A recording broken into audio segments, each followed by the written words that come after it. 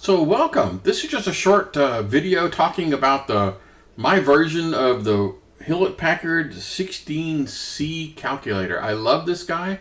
I've had him for years. I loved him so much that it became annoying when I didn't have them. I ended up actually finding a second one like on eBay, and so now I have two, one at the office and one at home.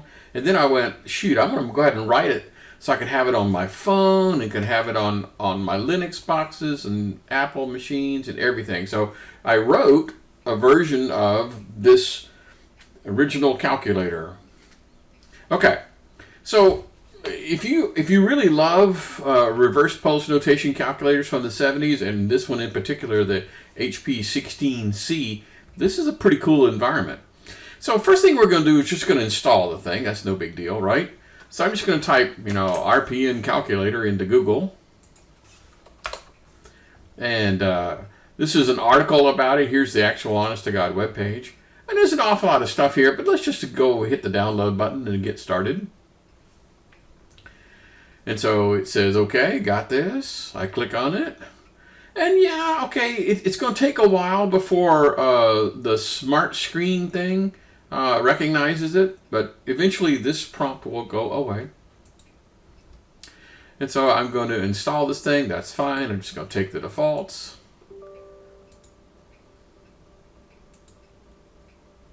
And that's about all there is to this part of the thing. So let's go look at what we just did. So we just double click on the icon and up pops the calculator. So again, a reverse Polish notation calculator doesn't have an equal sign. So if I want to do, 2 times 4, it'd be 2 enter 4 times. See, that's how it's reversed. Okay. Again, if you love RPN, this makes plenty of sense. If you've never ever used RPN, then quite frankly, perhaps this calculator is not for you. This is more of a nostalgia product. I love this calculator. That's why I wrote it. So you can make this thing a lot bigger. It's got hexadecimal mode and octal mode and binary mode and all these kind of cool things that I'm not going to bother to explain all. So basically, you can write programs for this thing. I'm not going to explain how that works, but yes, it has its own little programming language, and you can write little programs. You can copy and paste from the screen, and you can change its mode, whether it's in the floating point mode or the decimal mode.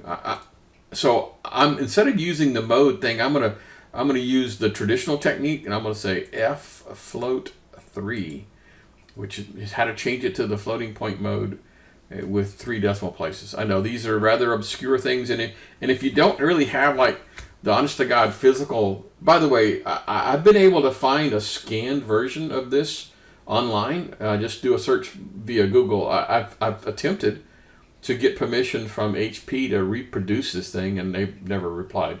So yeah, you kind of sort of need to have the book to be able to know what's going on. My little help file, for example, if you go here and just say I'd like to look at the help, I mean this is pretty minimal. I mean, come on, it's some information, but again, if you're not already a devotee, that might be a little tough.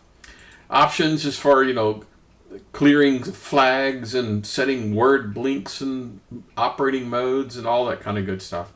So basically, that's it in a nutshell. This thing is available for Windows, like we just see here. It's also available as a jar file that'll run on a Mac or a Linux box without any trouble at all. It's also available as a web client, or web service rather. And then lastly, it's available as an Android device. So that's about it. I hope you guys enjoy this thing. And if you want to send me information about, here's my contact information, the website. So if you find a bug or want to say, hey, why don't you add this feature, please. I'm always open to suggestions. Okay. See you guys next time, perhaps.